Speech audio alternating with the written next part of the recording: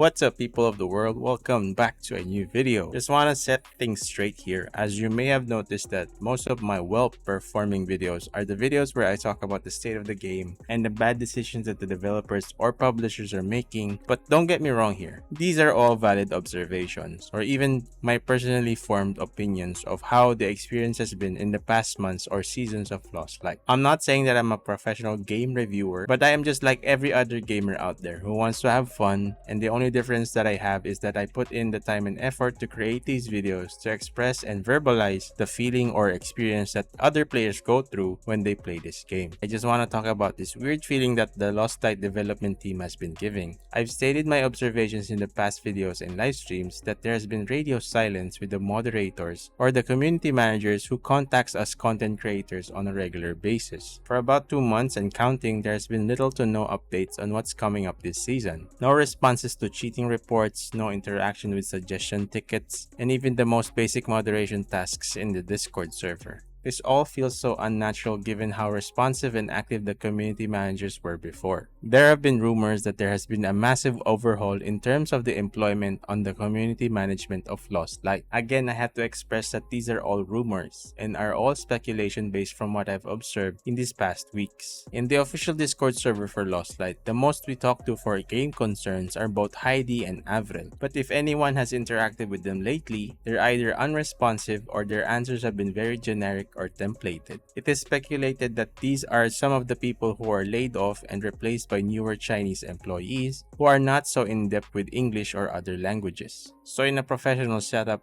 they have specific employees assigned to the Heidi and Avril accounts and are no longer the same person you were talking to in the past. I know it feels kind of a stretch since I don't have any proof of this, but for the protection of the source of these rumors, I would ask for your trust on this matter, and here's more. If you could also notice, there was no commotion in the introduction of the new season. Season 8 is entitled Undercurrent, yet the battle pass says the current, and the operator skins they introduced here are mostly classical western, but do not match up with the initial look and feel of the reveal poster, where this new season would appear to have a more aquatic theme. Adding to this, ever since the season started, there have been no weekly patch notes, which were helpful before as you could see how the game is progressing along. But all of the updates we've had in the past are discounts to operator skins, discounts to buy pet companions, and mostly money-making posts to remind players to spend money on the game. The only distinct announcements they made for the past are for the Lunar New Year and Valentine's Day, but they didn't offer anything special, and after that, it's back to radio silence again.